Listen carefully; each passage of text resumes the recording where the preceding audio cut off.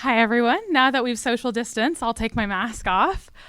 We're so excited to be here today with you, the Freemic family, as well as your board. And we are Legacy Consulting. My name's Vanessa, and this is my colleague Luciana, Sam, and Keith. So we're here today to help you mitigate this unprecedented time of COVID vaccines, COVID pandemic, supply chain issues, as well as everything else that we've started to see with our employees, keeping our employees safe, keeping our management safe, and making sure that we're able to communicate with our customers as well as interact with them and get our great products directly to them. So now Sam's going to take you through our process. Thank you, Vanessa. So let's go into our executive summary.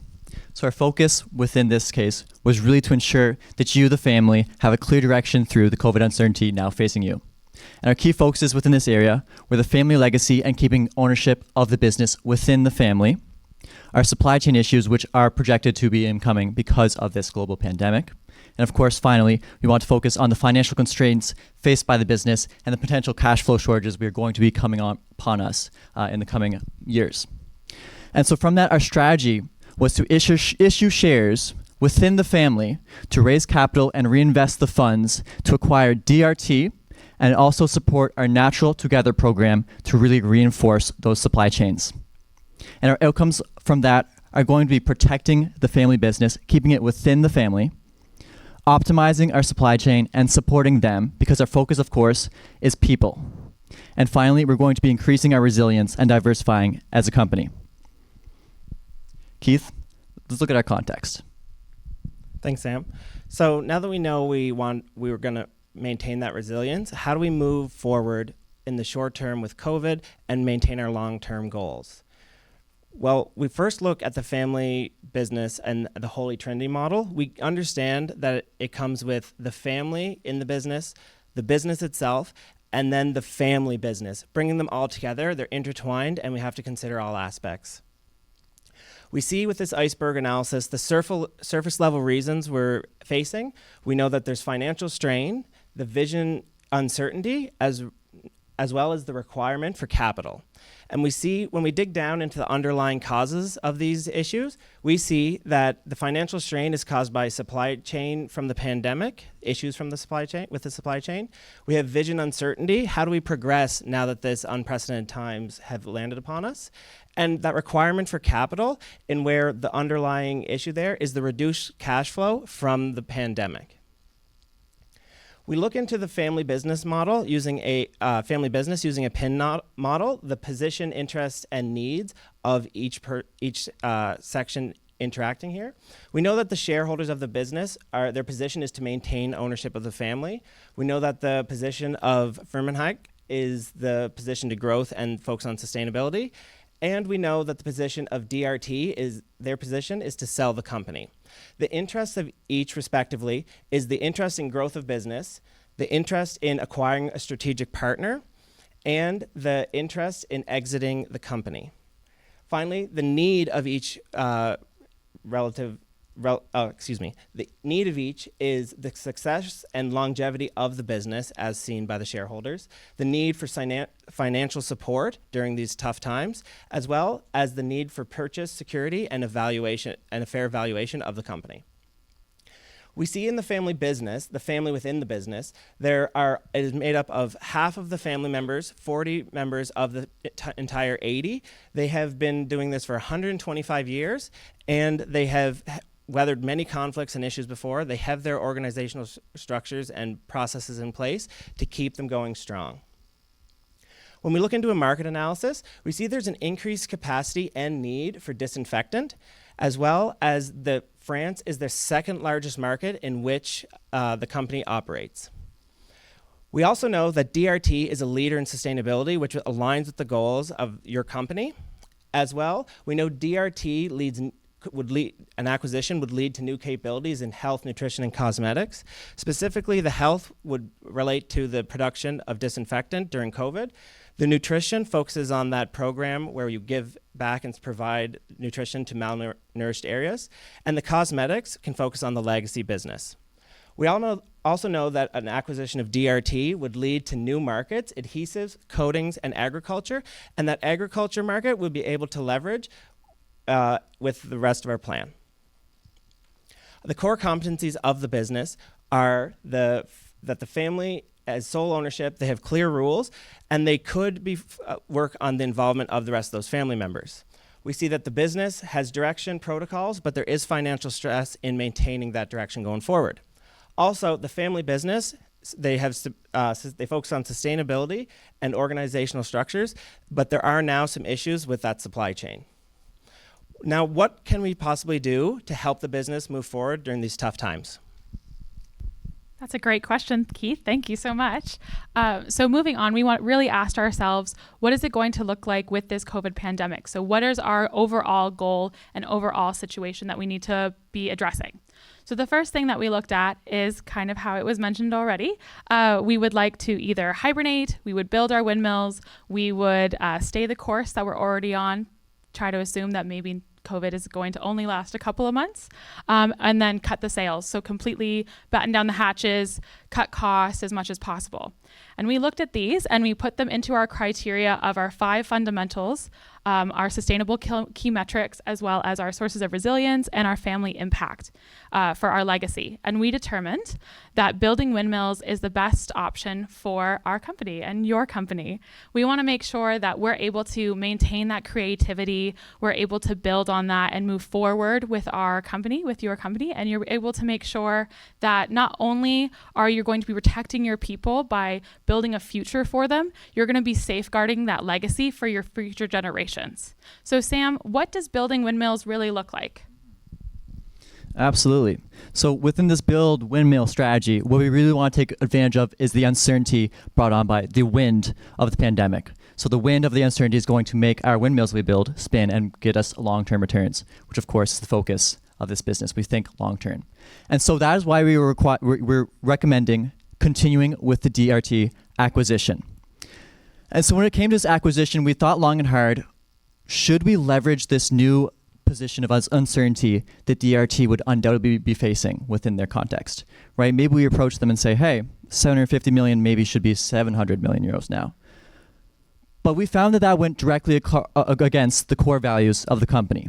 They were a partner for us for over 30 years, and with our goals and our vision and really how we run our company, that would be directly contradictory. And so we said, let's go ahead with what we have currently in the plan, and we're just going to communicate, DRT, we'll give you everything we promised. We just need a little bit more flexibility with our timeline. Not much even. And so the reason we recommend this acquisition with DRT is from all the reasons Keith identified previously. It is directly correlated with our vision and our mission within the company. Let's talk about our supply chain a bit. So currently, we are amazing at supporting our supply chain. But we do have this new situation with an impending pandemic. And what we are really worried about, and what we're going to see with our competitors, is that dissolution of the supply chain. We've already started seeing it in Northeast Asia. Little, small communities, especially farming villages, are being absolutely destroyed by this pandemic. It's ravaging them. And so this is how we want to support them. We want to help them not just with capital and education. We want to actually bring supplies and healthcare and actual professionals to help sustain these families. So currently we have a 5% investment into our supply chain. We're going to up that to 7% because we really believe that because we're going to be supplying our supply chain, we're going to avoid what the competitors will see in the future. We're going to actually be able to bring the product to Firmenich and bring it to global market. We believe that this investment now is going to help us capitalize on the future shortcomings from our competitors in the market because we will actually still have the product. Let's talk about our COVID Crisis Advisory Board, which is our second recommendation. So the COVID Crisis Advisory Board is going to really help us bring everything together. So in terms of actually getting the acquisition integrated with our company, we're going to recommend this advisory board. So not only is this advisory board going to help us integrate the DRT, it's also going to help us navigate the challenges with our supply chain. So who should we actually send to these small villages? What should we actually send to these small villages? Beyond that, it's also going to help the company as a whole with the general direction. So on this advisory board, we're going to have one representative from the DRT company to help us advise what would actually involve a good transition, as well as healthcare professionals, economists, and also people, of course, from the company. Because as we've highlighted previously, we've been through stuff like this before. We have navigated crises. And so we want to look internally first before going externally. And finally, let's talk about how we're actually going to be able to afford this. I've given you 2 recommendations so far, and they're both costing money in a time where cash flows are going to be short. And that's why we're going to be issuing shares. And so within the share issuance, we're keeping it in the family. Okay? So what we're offering here is, first of all, we're going to be valuing the company and offering, based on that, 20%. We're going to be issuing 20% new shares. So 100 shares, for example, on the company, we're now going to be selling 20 to the family members. So how it's going to go is, first we're going to be offering it to current shareholders, so within that 40, and it's going to be offered, first of all, to people prorated based on what they owned before. So if one family member has high capital at this time, they can't take advantage of the fact of that and buy all the shares being offered and take new control. So if you have 10% of the shares, you'll be able to buy 10% of the 20% now being offered. From there, after that round, we're going to be going into non-owning family members, so they will buy the remainder of what is offered. And through this, we will be able to actually finance our goals. And what we believe with this is that because the family so strongly believes in sustainability and sustaining the business, this is the right model to do so. Obviously, you're a quite successful, wealthy family, and we believe that to continue to maintain this business, this is the correct strategy to do so. Vanessa is going to talk a bit more about our share issuance strategy. Thank you, Sam. So the first thing that we looked at was what method we were going to be doing, and that is the proportional method. So utilizing this method, we made an example of your family of 40 shareholders having 200 shares. So if everyone has it equally, because we weren't very sure on how you already had the equity broken down. So if you only have 200 shares, we were going to then issue the 20%, which means we'd have 40 shares offered. And then if it's proportional to like different families have different amounts. So if say 15 families have 3 shares, they would then get a proportional amount. They would then get 3 additional shares to purchase, and if they choose not to go through with it, it would then move on to that additional 40 members who would be able to purchase, because we know that safeguarding your future is one of your main visions. And by keeping the family involved, increasing the capital that way, we're able to keep the business healthy, and we're also able to make sure that the family feels more involved, is more entrenched within the business. So Luciana, can you take us through a little bit more of the other implementation plan? Of course, that's a great question, Vanessa. So first of all, we're going to start creating the COVID Crisis Advisory Board. For this, first, we're going to be defining clear roles for all the members of the board. Then we're going to balance the board with DRT members as well as external advisors, epidemiologists, doctors that will really let us know how to handle this COVID crisis, as well as members from the Firmage company. Then, of course, we want to browse for members, as I mentioned, internally, externally, and finally, we'll have a fully operational board that will help us get through this COVID pandemic.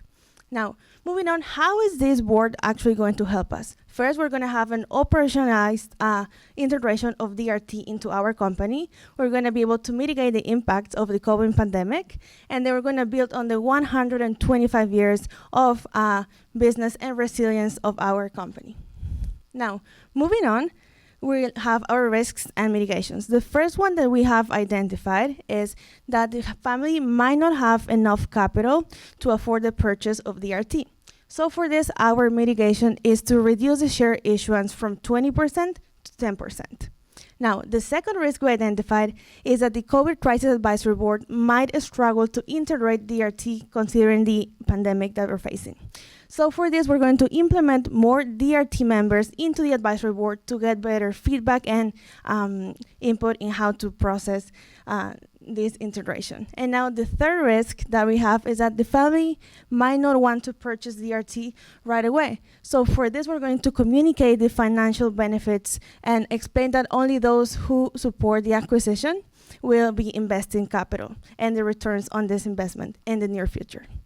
Now, moving on to our timeline, we have an immediate implementation plan because we're facing the pandemic now, so we not only need a plan, but also a strategy. And this is how we're going to do it. So first of all, we're going to outsource the company evaluation so we can create the issuance of shares. We're going to have the first, second, and third round of this within the first and second quarter of year one. Then we're going to have our CEO have a continuous negotiation as well as finalize the acquisition by the second quarter of year two. And now throughout all of this, we're going to have the additional support that we mentioned through Naturals Together to our suppliers, communities that we've been working with for so long. And finally, we're going to be creating the COVID advisory board that I just mentioned during the first quarter of year one. And now the key takeaway from our timeline is that also the acquisition of DRT is financed through a note payable to DRT shareholders paid over 10 years. Now, Vanessa, tell us what's going to be the beneficial impact for all of us. That's a great question, Luciana. So the first thing that we wanted to look at is how is this going to impact the direct impact that we would see from all three of these implementation and recommendations. So the first one that would be is to then purchase the DRT model. So we would have that, and then we'd make sure, oh, sorry, my animations aren't working. So we would have, we would be making sure that our DRT was able to be purchased. We'd have that financing from that initial share, which means that we would be able to start that sustainability process of utilizing DRT, implementing them and integrating them into our NT situation to make sure that we're able to meet the sustainability goals as well as cover them throughout the COVID pandemic with that additional financing that we're looking forward to. So through that, we'd also then be meeting our resilience pillars because we're going to be meeting our governance strategies. We'd be a little bit less conservative with our financing, but overall the plan, our long-term plan, since we think in decades instead of years, would be to continue that resilience with this conservative method. And then we'd be able to meet all of our sustainability pillars to make sure that we're able to be resilient, as well as we're able to make sure that people continue with their jobs, continue with their employment. They're able to keep their farms working. They're able to harvest because we're giving that medication and all of our healthcare initiatives so that we are able to make sure that everyone feels healthy and is able to get through this pandemic in one piece. Our core competency impact will be originally, as Keith mentioned, it was the involvement, the supply chain, as well as the financial stress. And we believe by implementing these three recommendations, we are going to have a completely clear analysis, and it'll become a strength rather than kind of a mixed performance right now. We're going to have that additional, that financial stress is going to go away because we're going to have that influx of cash. We're also going to make sure that there's more involvement with the family because maybe more family members will be able to be involved, as well as making sure that our supply chain stays strong and we're able to weather this storm, not just by hibernation mode, but also by making sure that we can grow in the future. So overall, our goal was to help make sure that we are resilient through the COVID-19 pandemic. And we were able to look at things like the family legacy, supply chain, as well as the financial constraints. And with our strategy of making sure that we're going to actually acquire the DRT company, as well as making sure that our NT gets all the support it needs, we will have the outcome of family protection, we will have optimized supply chain, as well as increased resilience. Thank you so much, and we are now open to questions.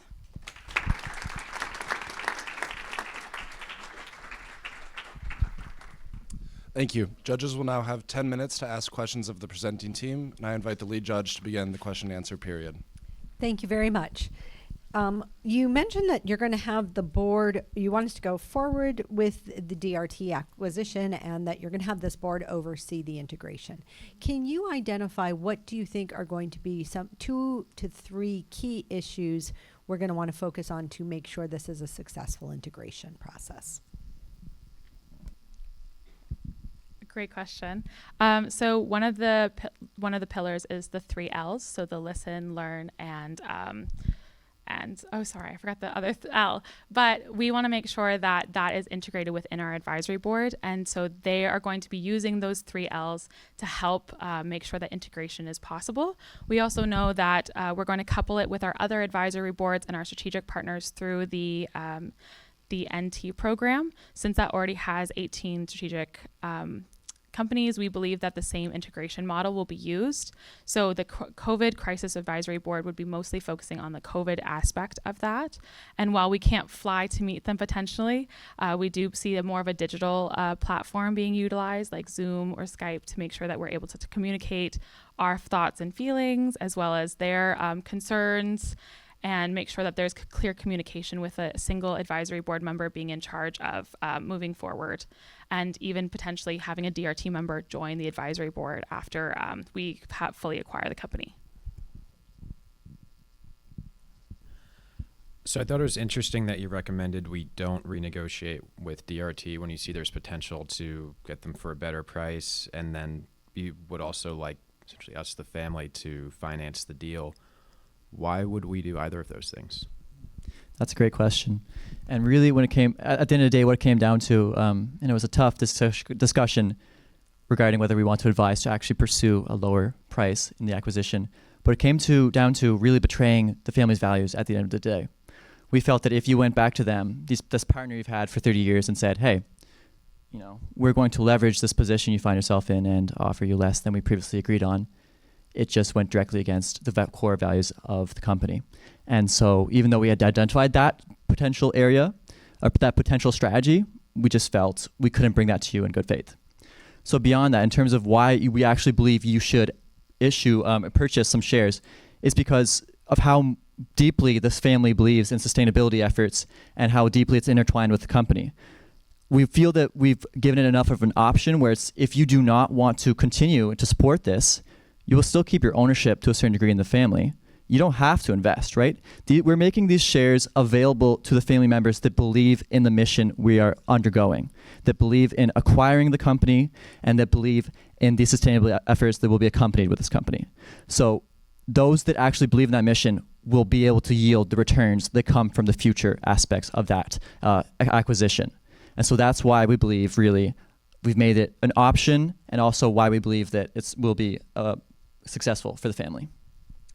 And just to add on to that quickly, if we do reevaluate, we do notice that DRT is in charge of, they have adhesives as well, which can be used in medical supplies. And we are a little concerned that potentially they could go up in value. So if we reevaluate now after the first year of the COVID pandemic has finished, they actually could have gone up in value, and that would make it so that the renegotiation could end up costing us more when we already have a low amount of capital.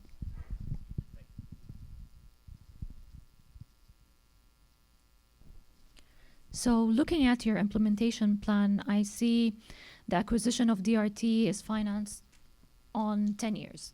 Why would they accept being financed on 10 years? It's kind of a long time, and it's COVID. So part of our initial offering, where we say, hey, we're going to be able to offer you that full price, we just need a bit of a flexibility on timeline. That's where that really lies in. And so we won't just be paying the normal 750 million euros. We will be adding interest on that based on amount negotiated between the two companies. But where we see that it actually makes more sense to draw out the deal and pay interest on top of it is the fact that in the projected in 10 years, we will be benefiting from a significant amount of cash flows from the company.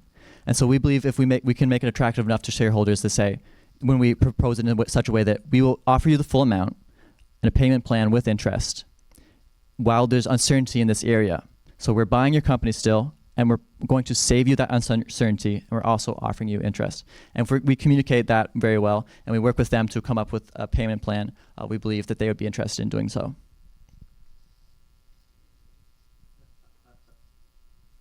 I want to dive in a little bit on the financing. So 20%, I'm assuming that the 20% of shares, that's to finance the $760 million for DRT? Is that what you're using the 20% for, or no?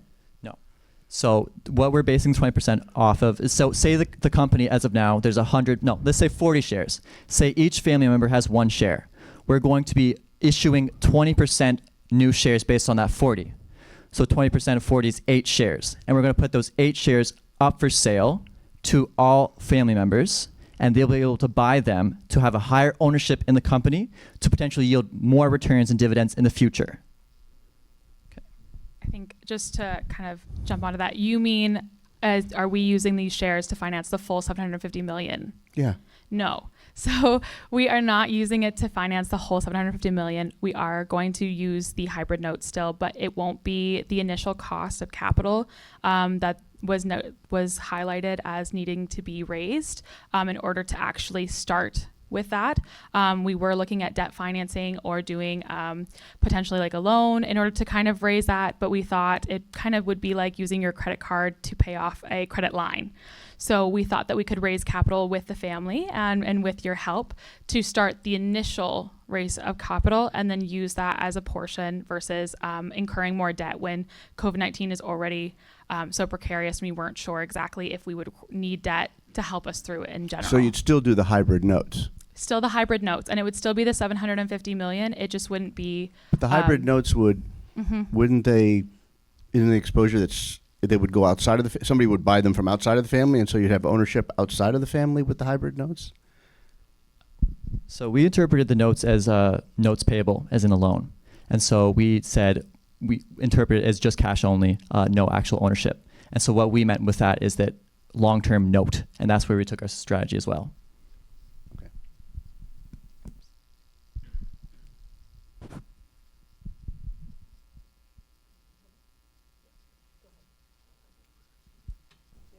Yeah, so I'm still confused then about why we're buying shares. You mentioned to increase our ownership stake, but if we're each buying a proportional amount to what we currently own, we would own the same proportionate amount after. Right. So it was just that the initial first round would be an offering if you had the capital to purchase the additional shares, but they would be then given a second round, and it would be based off of if other people would, if say one of the families did buy all that they were able to buy, then the second round they would also be able to buy more shares and maybe up their equity or ownership, depending on if they were willing to purchase that amount.